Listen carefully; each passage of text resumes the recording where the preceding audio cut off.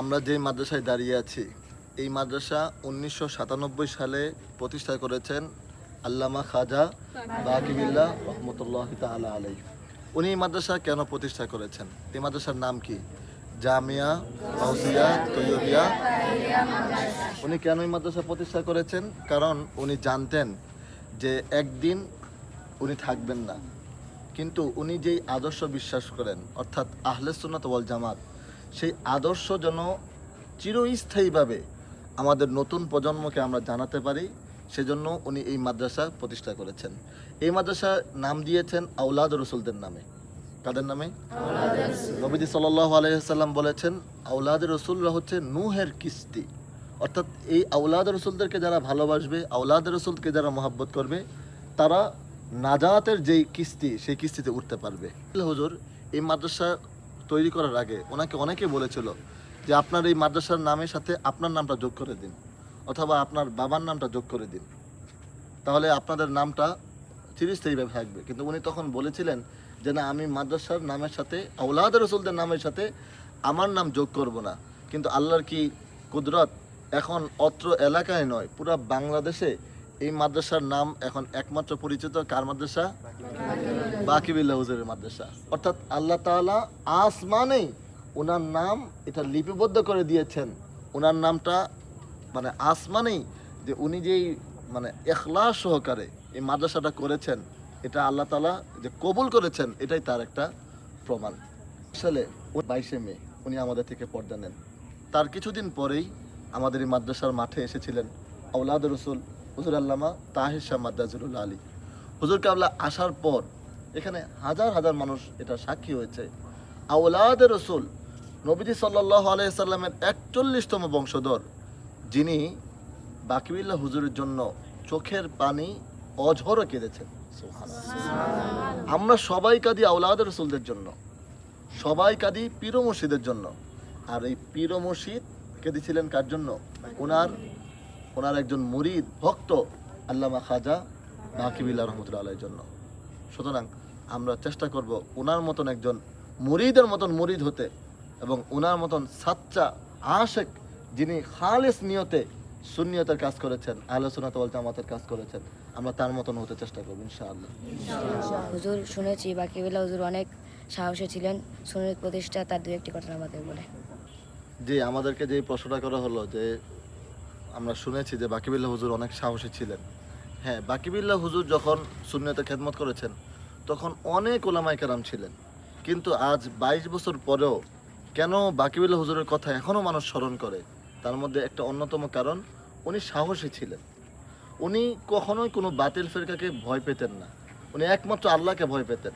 নবীজি সাল্লাল্লাহু আলাইহি সাল্লামের জন্য উনি নিজের জীবনকে উৎসর্গ করার জন্য উনি সর্বদা প্রস্তুতি ছিলেন। চট্টগ্রামে, তারপর দেশের বিভিন্ন প্রান্তে, রংপুরে, নীলফামারীতে বিভিন্ন জায়গায় ওনার উপর হামলা হয়েছে, এমনকি ওনার উপর গুলি বর্ষণ হয়েছে, কিন্তু কখনোই উনি এই গুলি, হামলা, মামলা এগুলি কখনোই উনি ভয় পান না। যখনই উনি শুনতেন যে ওনাকে বলা হতো যে আপনি এই এলাকায় আসবেন না, আসলে আপনাকে হামলা করা হবে, তখন ওনার যাওয়ার কথা থাকতো মাগরিবের সময়, উনি সেখানে জোহরের সময় গিয়ে উপস্থিত হতেন। কেন? বলতেন যে না, আমরা তো কোনো ভুলের পথে নেই, আমরা তো সঠিক পথে আছি, আমরা কোরআন এবং সুন্নাহর পথে আছি। সুতরাং কারো যদি সাহস থাকে আমাকে নিয়ে আমার সামনে আসো, কিতাব দিয়ে কথা হবে। কি দিয়ে কথা হবে? কিতাব দিয়ে কথা হবে। এই যে আমাদের এলাকায়, এই চিতাশালা এলাকাতে একবার ওনাকে দাওয়াত দিয়েছে, পরে বাতিল ফেরকা যারা আছে তারা বলেছে যে আপনার এখানে ওয়াজ করা যাবে না। তো পুলিশ টুলিশ এসে একেবারে ভরপুর হয়ে গেছে। তখন উনি বলেছিল যে না, আচ্ছা ঠিক আছে, আমি ওয়াজ করব না। দেখো, এটা হিকমত, বুদ্ধি, যে আমি ওয়াজ করব না, আমি একটু দোয়া করব। উনি এই দোয়া নিলেন। তখন পুলিশ সহ এলাকার যারা বাধা দিয়েছে তারা বলেছিল আচ্ছা ঠিক আছে, দোয়া করুক, দোয়া করতে আর কতক্ষণ লাগবে। তো বাকিবিল্লাহ হুজুর এই দোয়াতে হাত বাড়ালেন। হাত বাড়ানোর পরে এই দোয়া উনি দাঁড়িয়ে 2.5 ঘন্টা দোয়া করেছিলেন। এই 2.5 ঘন্টাতে উনি ওনার যত আলোচনা, সব আলোচনা মানে এই বাতিল ফিরকাতে যেই দাবি, এই দাবি উনি দোয়ার মধ্যে খণ্ডন করেছিলেন। তো এই যে একটা হিকমত, সাহস, বুদ্ধি এবং সুন্নিয়তের জন্য, আহলে সুন্নাত ওয়াল জামাতের জন্য, নবীজি প্রেমে, আওলাদ রসুলদের প্রেমে এই যে নিজের জীবন উৎসর্গ করে দেওয়া, এটা কিন্তু সবাই পারে। সেজন্য এটা বাকিবিল্লাহ হুজুর পেরেছিলেন।